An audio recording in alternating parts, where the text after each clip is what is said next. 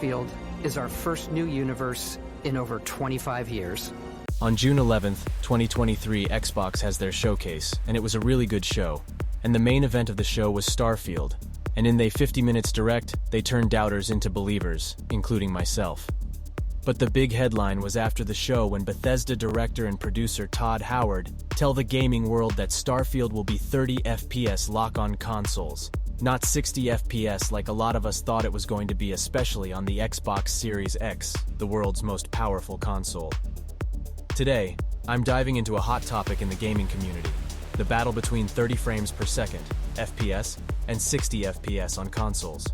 I'm your host, Open-Minded Neutral, and join me as I'll talk about this subject for a neutral point of view.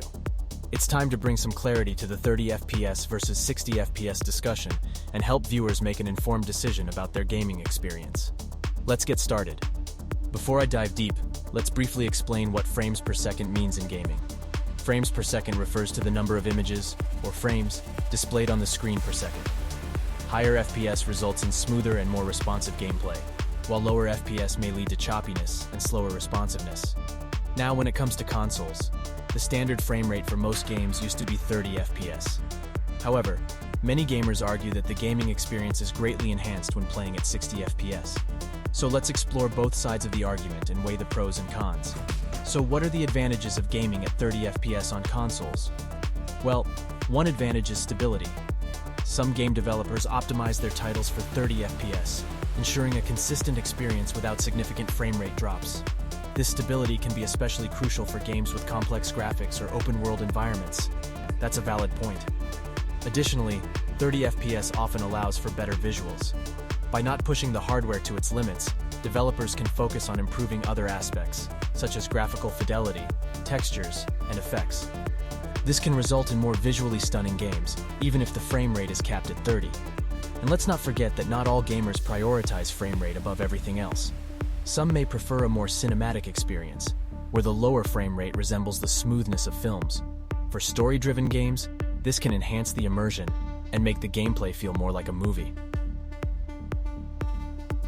The case for 60 FPS. Moving on to the other side, what advantages does gaming at 60 FPS offer? Well, first and foremost, it's all about the fluidity of gameplay. Playing at 60 FPS provides a significant boost in responsiveness, making the controls feel more precise and snappy. This is especially crucial in fast-paced games, shooters, or games that require quick reflexes. Absolutely.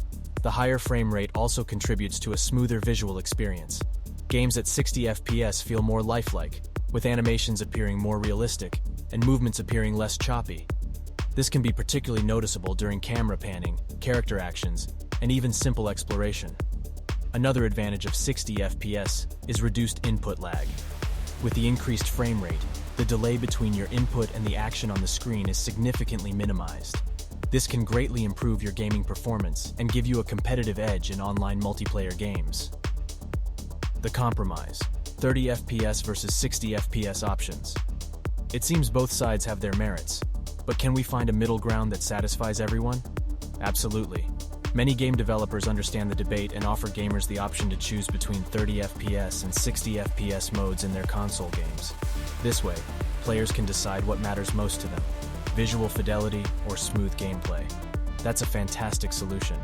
And as technology progresses, we're seeing more consoles capable of pushing the boundaries with higher frame rates, such as 120 FPS or even 240 FPS, or become a part of the PC master race and avoid this problem altogether. The future of gaming is exciting, and with new hardware advancements, we might have even more frame rate options and greater flexibility. Conclusion. Well, that wraps up our discussion on 30 FPS versus 60 FPS for console gaming. It's clear that both frame rates have their advantages, and the choice ultimately depends on the gamer's preferences and the type of game being played. Whether you prioritize stability, visuals, or smooth gameplay, there's an option for you. So, gamers, let me know in the comments which frame rate you prefer and why. Don't forget to like, subscribe, and hit that notification bell to stay updated with all our future gaming discussions and other discussions as well. Until next time, stay safe and stay open-minded.